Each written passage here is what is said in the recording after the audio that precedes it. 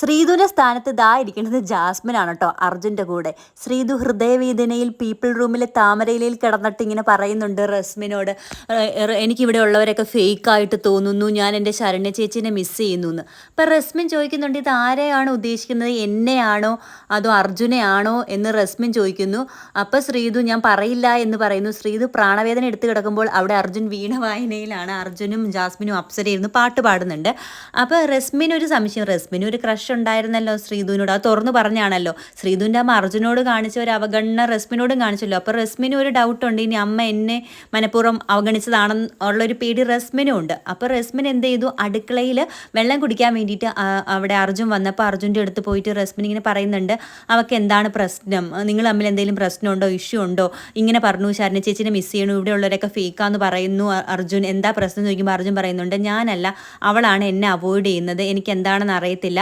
അപ്പോൾ റസ്മിൻ പറയുന്നുണ്ട്, അമ്മ വന്നതിൽ എനിക്കൊരു ഡൗട്ടുണ്ട്. അപ്പോൾ അർജുൻ പറയുന്നുണ്ട്, ഉണ്ട്, അതെന്തോ ആയിക്കോട്ടെ, പക്ഷേ അതിനുശേഷം എന്നെ അവോയ്ഡ് ചെയ്യുന്നുണ്ട്, അതുകൊണ്ട് പക്ഷേ ഞാൻ ഒരുപാട് തവണ അങ്ങോട്ട് ചെന്ന് മിണ്ടാനൊക്കെ ശ്രമിച്ചു, അവളുടെ ഡാർക്ക് ചോക്ലേറ്റ് ഞാൻ എടുത്ത് മാറ്റി വെച്ചു, ഞാനത് കഴിച്ചു എന്നും പറഞ്ഞുകൊണ്ട് ശ്രീധു വന്നിട്ട് എൻ്റെ ഫോട്ടോസൊക്കെ എടുത്ത് മാറ്റി. അവൾക്ക് അവളുടെ ബൊമ്മകൾ എത്രത്തോളം ഇഷ്ടമാണോ അതുപോലെ തന്നെയാണ് എൻ്റെ ഫ്രെയിംസ്, അതിന് വാല്യൂ ഉള്ളതാണ്. അവളുടെ ഡാർക്ക് ചോക്ലേറ്റ് ഞാൻ എടുത്തു എന്ന് പറഞ്ഞിട്ട് എൻ്റെ ഫ്രെയിംസും ഫോട്ടോസും ഒക്കെ എടുത്ത് മാറ്റേണ്ട കാര്യം അവൾക്കില്ല. എന്നിട്ടും ഞാൻ അവളെ ഇങ്ങനെ പാമ്പർ ചെയ്തു. എനിക്ക് അത്രത്തോളം ഇഷ്ടമുള്ളൊരു ഫ്രണ്ട് ആയതുകൊണ്ടാണ് ഞാനിങ്ങനെ പുറകെ നടക്കുന്നത്. അങ്ങനെ പുറകെ നടന്ന് മിണ്ടേണ്ട കാര്യമൊന്നും എനിക്കില്ല, ഞാൻ സോറി പറയാൻ വേണ്ടിയിട്ടാണ് അങ്ങോട്ട് വന്നത്. അപ്പോൾ അവൾ എന്നെ മൈൻഡ് ചെയ്തില്ല എന്നൊക്കെ പറയുന്നുണ്ട്. അപ്പോൾ അവൾ എഴുന്നേറ്റു, അതായത് ശ്രീധു എഴുന്നേറ്റ് ബാത്റൂമിലോട്ട് പോകുന്നുണ്ട്. അവർ സംസാരിക്കണം നോക്കിയിട്ട് എന്നാൽ ഇവരോടൊന്നും മിണ്ടുന്നില്ല. അർജുനോട് പിണങ്ങിയിരിക്കുന്ന പോലെയാണ് കാണിക്കുന്നത്. നേരത്തെ ഗബ്രിയും ജാസ്മിനും ആയിരുന്നപ്പോൾ അതിൻ്റെ ഇടയിലെ ഹംസമായിരുന്നു റസ്മിൻ. ഇപ്പോൾ ഇവിടെ അർജുൻ്റെയും അതുപോലെ തന്നെ ശ്രീധുവിൻ്റെയും നടുക്ക് കിടന്നാണ് റസ്മിൻ കളിച്ചുകൊണ്ടിരിക്കുന്നത്. ഇവിടെയും ഹംസ ആകാനാണ് ബിഗ് ബോസിൽ റസ്മിൻ വന്നേന്ന് തോന്നിപ്പോകും. പക്ഷേ റസ്മിൻ്റെ പേടി എന്താണെന്ന് വെച്ചാൽ, റസ്മിന് ഒരു ക്രഷ്, ഞാൻ നേരത്തെ പറഞ്ഞ ഒരു ക്രഷിൻ്റെ കാര്യം തുറന്ന് പറഞ്ഞായിരുന്നല്ലോ, നമ്മളെ ലൈവിൽ കണ്ടതായിരുന്നു ശ്രീധുവിനോടുണ്ടെന്നുള്ളത്. ഇതൊക്കെ പറഞ്ഞതിന് ശേഷം അർജുൻ പറഞ്ഞു, ഞാൻ കുറേ തവണ സോറി പറയാൻ അങ്ങോട്ട് ചെന്നു, ഇനി എനിക്ക് പറ്റില്ല, അവളാണ് ആറ്റിറ്റ്യൂഡ് ഇടുന്നത് എന്നൊക്കെ പറയുന്നുണ്ട്. വീണ്ടും റസ്മിൻ നമ്മുടെ ശ്രീധുവിൻ്റെ അടുത്ത് നിന്നിട്ട് ചോദിക്കുന്നുണ്ട്. അപ്പോൾ ശ്രീധു ഇതിനൊന്നും വ്യക്തമായൊരു മറുപടി പറയുന്നില്ല. ഗുഡ് നൈറ്റ് റസ്മിൻ, പൊയ്ക്കോ റസ്മിൻ എന്നാണ് പറഞ്ഞത്.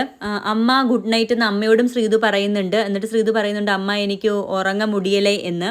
എന്നിട്ടും റസ്മിൻ വിടുന്നില്ല. റസ്മിൻ പറയുന്നുണ്ട്, അർജുൻ്റെയും ശ്രീധുവിൻ്റെയും റസ്മിൻ്റെയും ഫ്രണ്ട്ഷിപ്പിനെ ബാധിക്കുന്ന ഒരു കാര്യവും നീ ചിന്തിക്കരുത് ശ്രീധു, നമ്മുടെ ഫ്രണ്ട്ഷിപ്പിനെ ബാധിക്കരുത്, എനിക്ക് നിങ്ങളെ നഷ്ടപ്പെടാൻ പറ്റത്തില്ല, നിന്നെയും അർജുനെയും, എനിക്ക് ഇനി ഈ ഫ്രണ്ട്ഷിപ്പും കൂടെ നഷ്ടപ്പെടാൻ പറ്റില്ല എന്നുള്ള വേർഡാണ് പറയുന്നത്. റസ്മിൻ ഇത് ഈ ഡയലോഗൊക്കെ എവിടെയോ പറഞ്ഞ പോലെ തോന്നുന്നു, ഗബ്രീനോടും ജാസ്മിനോടും ആണെന്ന് തോന്നുന്നു.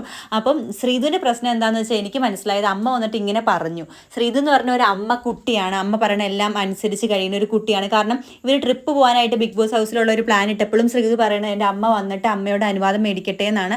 അങ്ങനെ എല്ലാത്തിനും അമ്മയോട് ചോദിക്കുന്ന ഒരു കുട്ടിയാണ്. അപ്പം ഒരു സൈഡിൽ അമ്മ ഇങ്ങനെ രാത്രി സംസാരിക്കരുതെന്ന് പറഞ്ഞു, അപ്പോൾ അർജുൻ ഉദ്ദേശിച്ചിട്ടാണ് ശ്രീധുവിന് മനസ്സിലായി. മറു സൈഡിൽ ശ്രീധുവിന് അർജുനോട് ചെറിയൊരു സോഫ്റ്റ് കോർണറോ ഫ്രണ്ട്ഷിപ്പോ എന്തോ ഉണ്ട്.